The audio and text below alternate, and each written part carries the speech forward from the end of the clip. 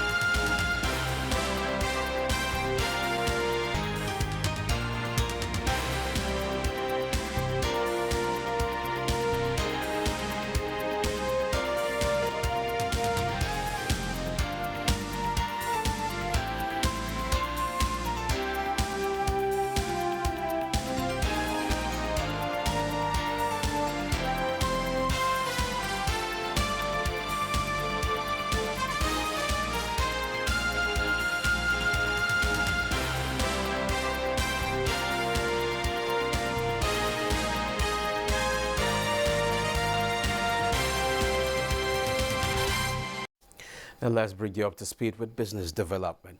The federal government, in a bid to foster the domestic production of vehicles, is set to establish automotive industrial parks in Anambra, Osun, and Kaduna State. The Director General of National Automotive Design and Development Council, Jilani Aliu, says the 3 automotive industrial parks will be comprehensive facilities where the necessary infrastructure will be provided and investors can easily come in and play. And as the federal government is promoting local production of vehicles, key to that is creating the necessary environment, and that has been done with the automotive policy.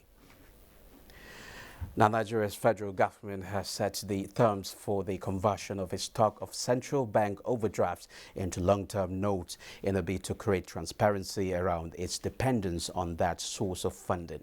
The 10 trillion naira debt will be exchanged for 30-year notes issued to the central bank. Head of the Debt Management Office, Patience Oniha, said the agreement to timing for the conversion needs to be finalized to get the required approval from the cabinet at the earliest in the second quarter. The dollar advanced on Wednesday, hitting a 4-month high against the yen as U.S. bond yields jump on prospects of further economic recovery and a possible acceleration in inflation.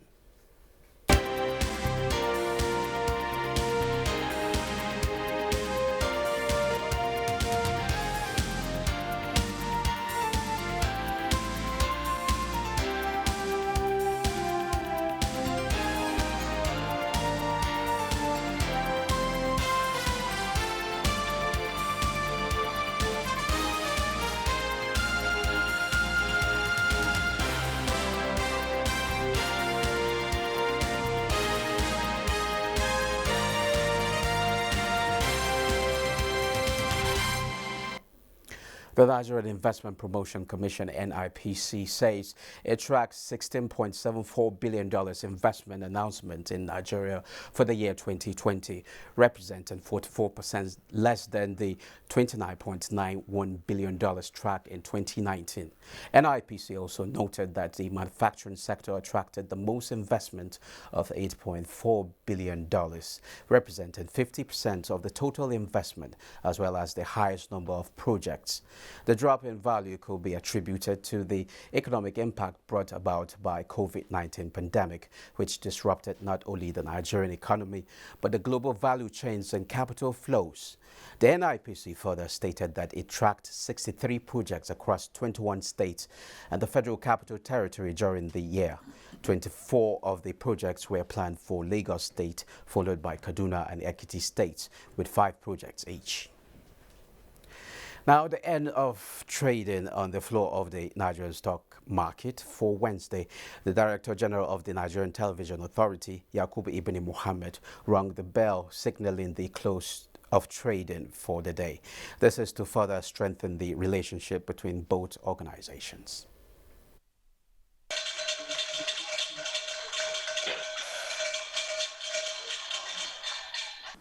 Though the market has been in red, I do hope that my appearance today on the platform will change the fortunes of the Nigerian Stock Exchange for the better.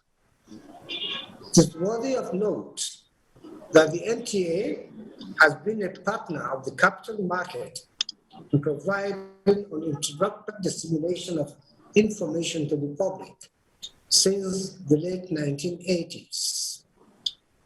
As the Nigerian Stock Exchange goes about supporting listed companies through raising capital and investing sale, we have watched the Nigerian Stock Exchange grow its fortunes from its modest beginning in 1961 with a volume of about 80,500 British pounds, a total of around 38.5 trillion naira, with 1,328 companies in active status today.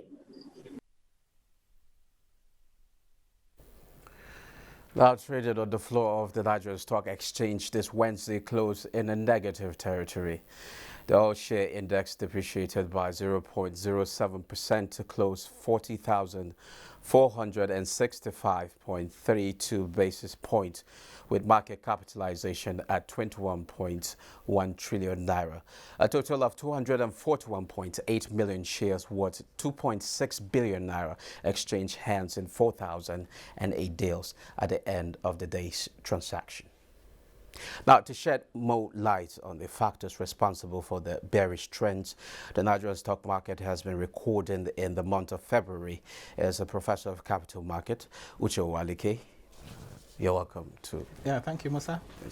Okay, we've seen in the month of February, we've seen a run of bearish run, and only on Monday we saw a positive, then back to bearish. What do you think account for that? Yes, well, I would say profit taking. Okay. Profit taking in the sense that, if you recall, the lingering positive sentiment we had in the month of December and right through the last quarter of 2020, which filtered into January, continued. Such that the month of January closed on a positive note. So what you might find happening now is simply profit taking, and this is something that started, if you recall, two weeks ago.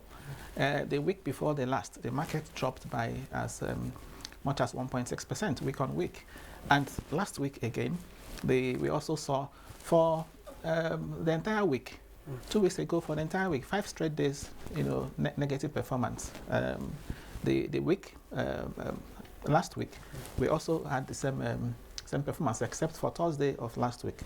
And then this week, the negative sentiments have continued. And as I said earlier on, I would attribute that to profit taking, because usually when stocks have gone up considerably, you tend to find investors who want to also sell in order to take a profit. So that's one. The other thing I also think that could have triggered the bearish trend we've seen in recent times could be the announcement effect, if you like, of the IMF recommendations for Nigeria. IMF is recommending that the country should not only increase the value-added tax, but should also, in effect, devalue the naira. Okay. IMF is also advising the central bank to tighten monetary policy. Now, all of that would have an impact on the stock market in a negative way, because once the central bank tightens monetary policy and increases interest rates, okay, you will see equities performance going down, because the major thing that drove equities last year and in the month of January happens to be the fact that yields in the fixed income were low. So interest rates low environment have fostered investments in the equities market. So any moment the people expect that interest rates will go up, they will begin to sell so as to get money to switch positions.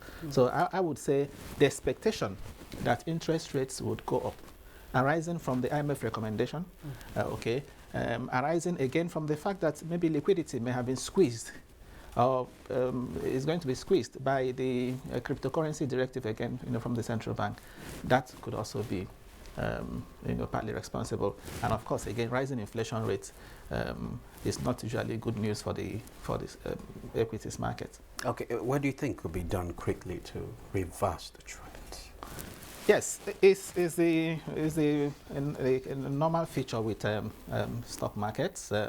Markets will always go up and go down.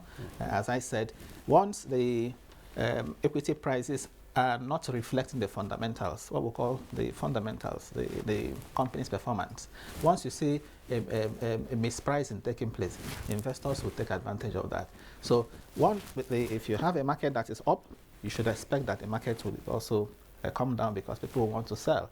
So for us to sustain, if you like, the positive sentiments in the market, the macroeconomic environment has to be stable. We don't have to have fears about increase in inflation rate. We don't have to have fears about devaluation of the currency of the naira. Okay, and we don't also have to have fears about rising interest rates. So once there is stability in the macro economy, including the fact too that oil price is still doing well, that will engender, that will incentivize investors to be in the equities market. So the way to sustain it is to make sure we have a stable macroeconomy, we have a low interest rate environment that will encourage investors to be in the equities market, in the stock market. But this bearish note, is it a reflection of Nigerians' current economic challenges, or is it a global thing? Yeah, it's I wouldn't say it's a reflection. The bearish is just the last 2 weeks, so I wouldn't say it's a reflection of the entire macroeconomy. Mind you, even last year, when the economy was reported to have contracted, sharply, second quarter of 2020, even the third quarter of 2020, the ones we know, okay, the market, surprised on the upside. So in spite of the contraction we had in 2020, the market was the best, in the world. So I wouldn't say it's a reflection of actually the economy. It's said to be gradually turning the corner.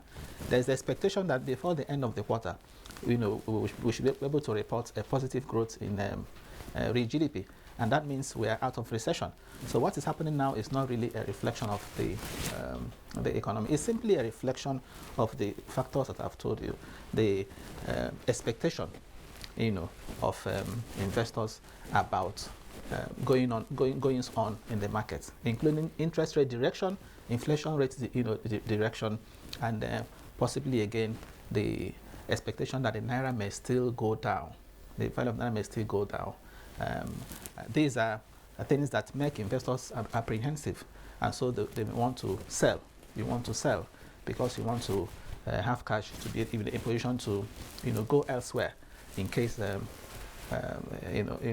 equities markets Okay, now if this trend continues, do you see many Nigerians trooping into foreign stock markets?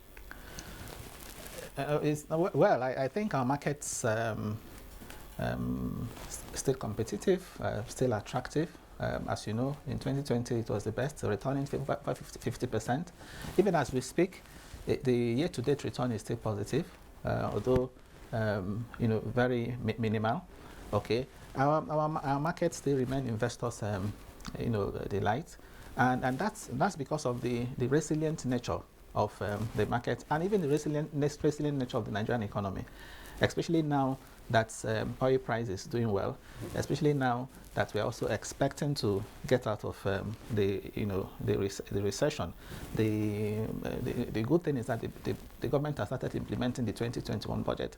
So we want to see much of that liquidity again flowing into the equities market. The central bank also has been engaged in a number of interventions, which again is ensuring that some liquidity is also left in the system.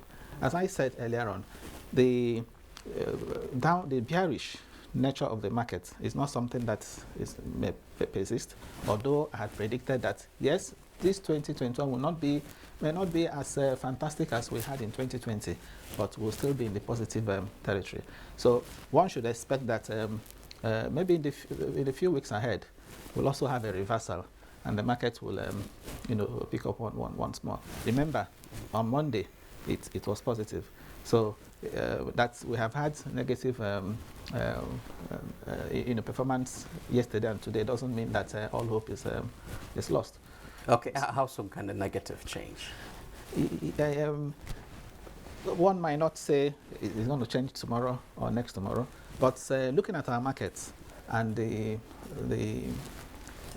factors that really drive performance in the market, I think I will always continue to express optimism that this is one market that won't disappoint.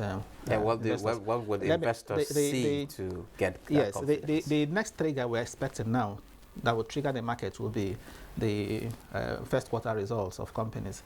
Any moment from now, a number of companies will be releasing their 2020 audited annual reports, including some too will be releasing first quarter of 2021. So all of that, companies' performance, companies' earnings will trigger a lot of interest in the market, such that we'll now begin to see a reversal of what we already have. So by March, April, once companies' results, tend to, because as they come in, they tend to influence the stock price, especially when a good number of them, come up with, positive performance. So investors generally respond by pushing up the share price of those companies. So that's usually what happens. Bullish behavior tend to follow companies, release companies' corporate actions, especially when they're positive. Okay. Thank you very much, Professor Uche Owaluke. My pleasure. Okay. Now moving on, Asia Pacific stock sleep as investors watch Treasury yields. Taiwan surged 30%. Nekalko has details. Stocks in Asia Pacific were mixed on Wednesday as investors monitored bond yields following a recent rise. In Japan, the Nikkei 225 slipped 0.58% at 30,292.19, while Hong Kong's Hang Seng Index gained 1.1% to end its trading day at 31,084.94. Markets in mainland China remained closed on Wednesday for the Lunar New Year holidays. In Europe, stocks retreated slightly on Wednesday as investors monitored rising bond yields and the outlook for inflation. London FTSE dipped 0.18% at 6,736.82. Germany DAX 0.27% at 14,022.08, while CAC 40 of France also depreciated by 0.04 at 5,784.41. U.S. stock index fluctuated in early trading on Wednesday after the Dow closed at a record high. Overnight on Wall Street, the S&P 500 closed 0.6% lower at 3,932.59, while the Nasdaq Composite declined 0.3% to end its trading day at 14,047.50. And in Africa, markets were mixed as South Africa JSE Top 40 and Namibia Overall Index posted gains, while Kenya's Nairobi All Share, Tunisia's Tunidex, and Ghana GSE started on a negative territory. That's Global Markets. I am Nneka Oko. The House of Representatives says Nigeria is losing about $750 million to gas flaring annually. It added that flared gas could have been used to generate electricity for the country. The federal government has, however, said it is committed to eliminating gas flaring by 2025, adding that ending gas flaring will allow the country to harness its gas resources for maximum economic benefits in compliance with Paris Agreement of the United Nations Framework Convention on Climate Change. Gold prices fell on Wednesday to their lowest in nearly 2 weeks as the dollar firm and U.S. Treasury yields rose, while platinum eased further after scaling a more than 6-year high in the previous session.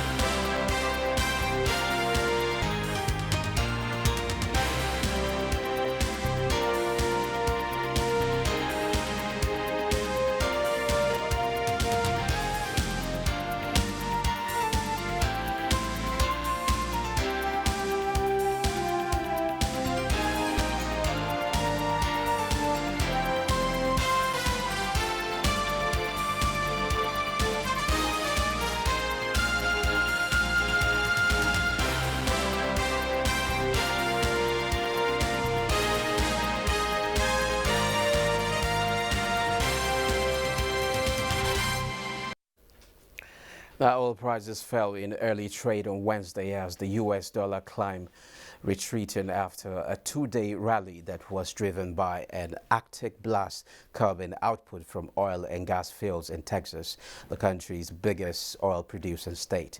U.S. West Texas intermediate crude futures gave up 33 cents to $59.72 a barrel, retreating from 13-month high of a $60.95 hit on Tuesday.